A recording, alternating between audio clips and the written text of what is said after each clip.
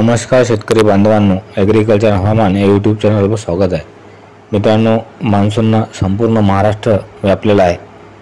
तरीसुद्धा पेरणीयोग्य पावसाची प्रतीक्षेत हा प्रत्येक शेतकरी आहे. कारण मान्सूनने जरी महाराष्ट्र जरी व्यापला असला तरी पावसाला पोषक वातावरण सध्या अरबी समुद्र किंवा बंगालच्या खाडीत दिसत नाही. मान्सून हा महाराष्ट्रासोबतच पूर्व भारत आणि उत्तर भारतातील काही भागात सुद्धा पोचलेला आहे आणि उत्तर भारतामधील बहुतांश भागामध्ये पावसाचे प्रमाण हे महाराष्ट्र आणि दक्षिण भारतापेक्षा सध्याच्या स्थितीमध्ये जास्त स्वरूपात आपल्याला पाहायला मिळत आहे. परंतु त्या प्रमाणात महाराष्ट्रात मात्र हे मान्सूनच्या पावसाचे प्रमाण हे खूप अत्यल्प पाहायला आपल्याला मिळत आहे. काही भागामध्ये पाऊस होत आहे आणि येणाऱ्या काही दिवसामध्ये सुद्धा हा पाऊस सार्वत्रिक स्वरूपाचा नसणार आहे. तरीसुद्धा येणाऱ्या 3 दिवसांमध्ये म्हणजे 21 ते 23 जूनच्या दरम्यान काही भागामध्ये हलक्या स्वरूपाचा पाऊस होऊ शकतो आणि या पावसाच्या भरोशावर शेतकरी बांधवांनी पेरणी करावी असा सल्ला आपण देऊ इच्छित नाही. कारण हा पाऊस सार्वत्रिक स्वरूपाचा राहण्याची शक्यता नाही. काही भागात तो सार्वत्रिक स्वरूपाचा राहू शकेल, परंतु काही भागात मात्र तो पेरणीयोग्य पाऊस नसेल. तर मित्रांनो, 21 जून रोजी महाराष्ट्रातील कोणत्या भागात पाऊस असेल, त्याचप्रमाणे महाराष्ट्र व्यतिरिक्त इतर राज्यातील कोणत्या भागामध्ये पाऊस असेल याची माहिती आता आपण पाहूया.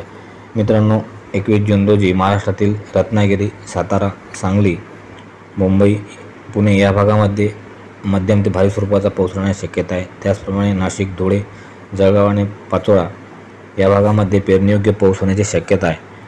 तर मराठवाडा विभागातील नांदेड, लातूर, छत्रपती संभाजीनगर, त्याचप्रमाणे अहमदनगर, बीड, परळी आणि माजलगाव या भागामध्ये मध्यम स्वरूपाचा पाऊस होण्याची शक्यता आहे.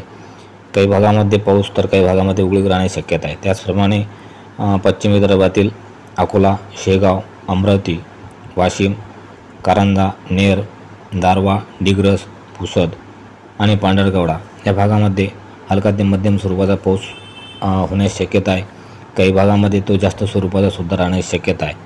तरी शेतकरी बांधवांनी स्थानिक पातळीवर आपल्या पावसाची स्थिती पाहून म्हणजे भरपूर ओल झाली असेल तरच पेरणीचा निर्णय घ्यावा, अन्यथा पेरणीची गडबड करू नये.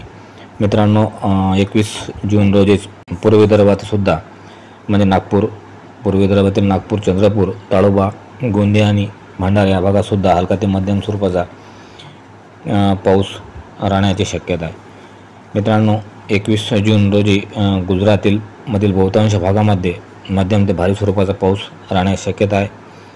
कारण गुजरातजवळ एक कमी दाब क्षेत्र सक्रिय असल्यामुळे गुजरातमध्ये पावसाचे प्रमाण जास्त राहण्याची शक्यता आहे. त्याचप्रमाणे उत्तर भारतातील बहुतांश भागामध्ये पावसाचे प्रमाण जास्त राहण्याची शक्यता आहे. जसे की भोपाळ, जबलपूर, झाशी, कानपूर, अलाहाबाद आणि पटना या भागामध्ये पावसाचे प्रमाण जास्त असणार आहे. त्याचप्रमाणे ग्वाल्हेरमध्ये सुद्धा पावसाचे प्रमाण जास्त असणार आहे. तसेच संपूर्ण पहाडी भागातसुद्धा मध्यम ते भारी स्वरूपाचा पाऊस 21 जून रोजी अपेक्षित आहे. त्याचप्रमाणे दक्षिण भारतातील काही भागामध्ये हलका ते मध्यम स्वरूपाचा पाऊस 21 जून रोजी राहण्याची शक्यता आहे.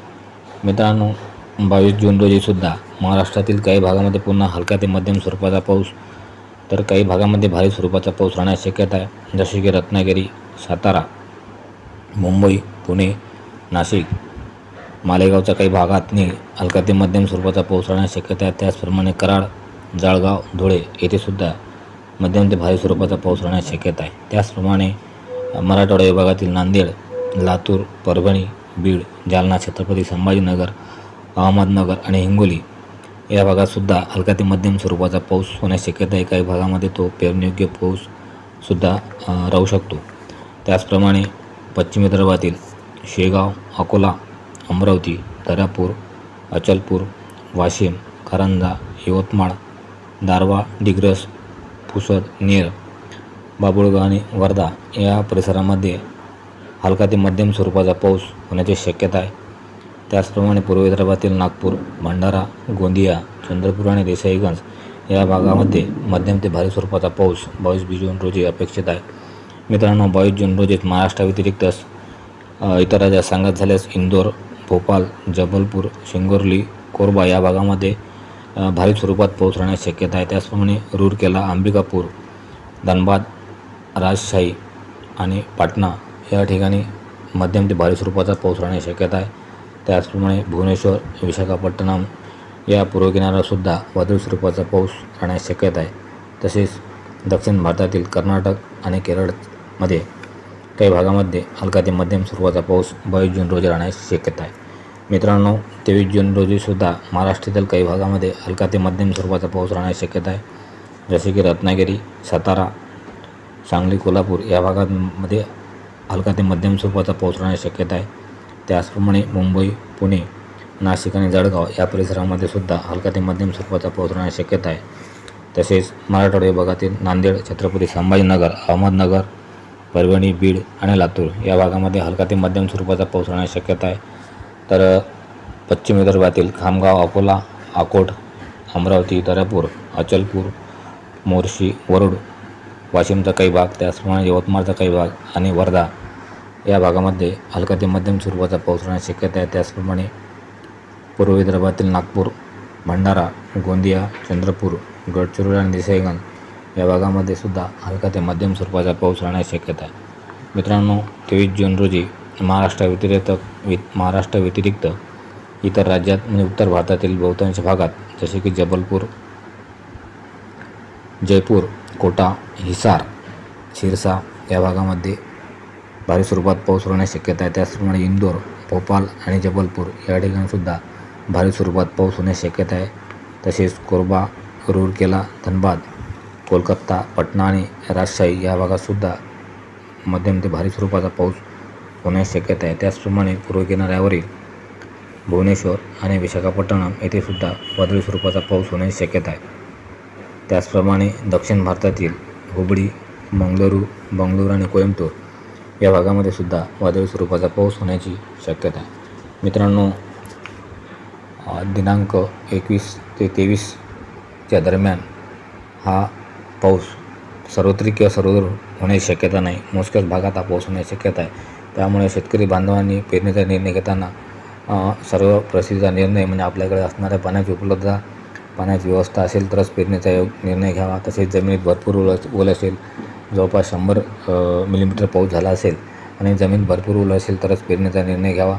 अन्यथा पेरणीची गडबड करू नये. कारण यावर्षीचा मान्सून हा तितकासा खात्रीलायक सध्याच्या स्थितीवर सुद्धा दिसत नाही आणि त्यामुळेच पेरणीकरता गडबड करू नये. तर शेतकरी बांधवांनो, जर हा व्हिडिओ आपणास आवडल्यास व्हिडिओला लाईक आणि कमेंट जरूर करा आणि काही प्रश्न असल्यास कमेंट करून अवश्य विचारा आणि चॅनलवरचे नवीन व्हिडिओ आपणापर्यंत पोहोचण्याकरता ॲग्रिकल्चर हवामान या यूट्यूब चॅनल नक्की सबस्क्राईब करा.